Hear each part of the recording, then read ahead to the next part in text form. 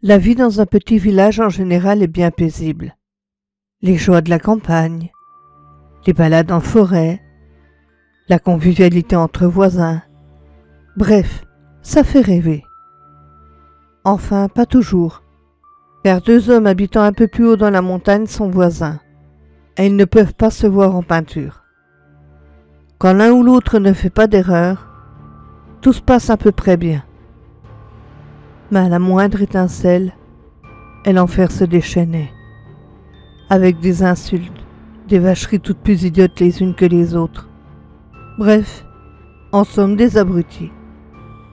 Les deux familles étaient divisées, sauf pour les enfants, qui ne se sentaient pas concernés et ne comprenaient pas la manière de procéder des adultes, qu'ils trouvaient puériles et totalement déplacés.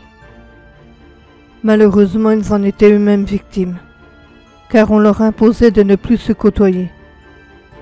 Ils se voyaient à l'école et se fichaient totalement de ce que penseraient leurs parents respectifs s'ils venaient à l'apprendre.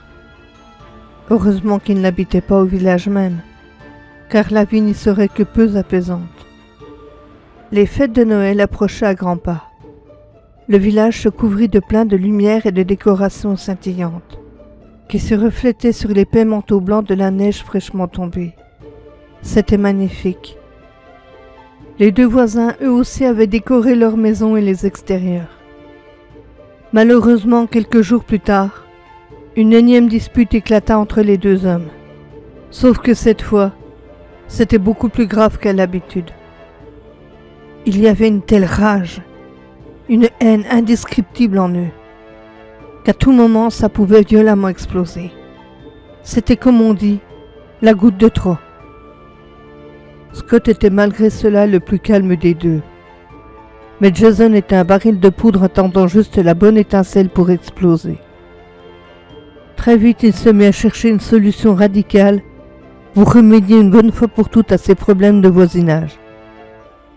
Ce qu'il ignorait, c'est que de son côté, Scott fit la même chose. Tous deux s'imaginaient des scénarios tous plus improbables les uns que les autres. Pourtant, Scott, celui que tout le monde pensait plus diplomate que l'autre, venait de trouver une idée pour se débarrasser définitivement de ses voisins. Peu de temps après, c'est Jason qui trouva sa propre idée. D'où d'ailleurs, une étrange coïncidence en émane. Pendant ce temps au village, tout le monde se pressait pour les derniers préparatifs pour les festivités à venir. Car nous n'ignorons pas que toutes ces préparations sont longues et fastidieuses à la fois.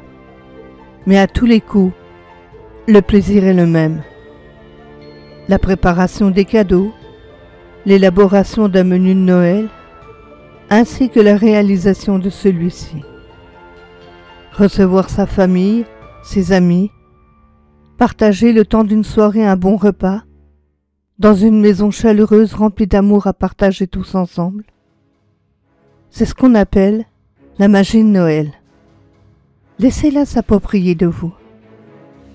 Les familles des deux voisins dans la montagne se préparent aussi à fêter Noël.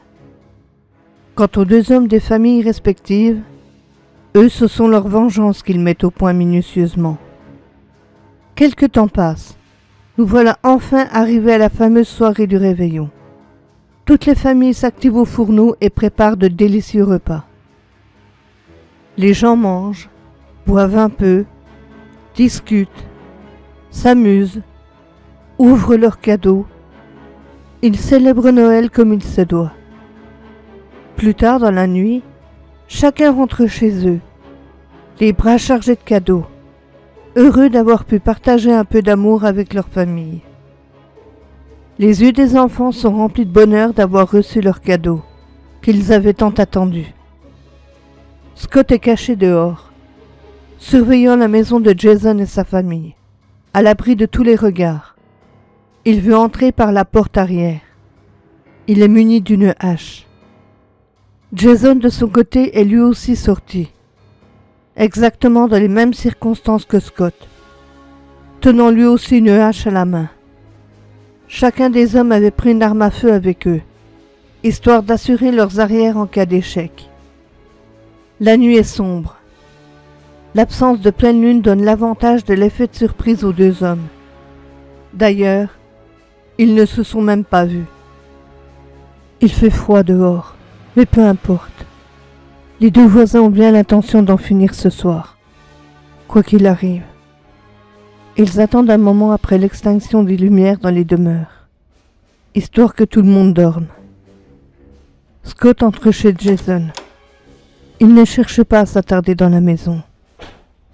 Il monte dans la chambre du couple, où il tue froidement sa femme.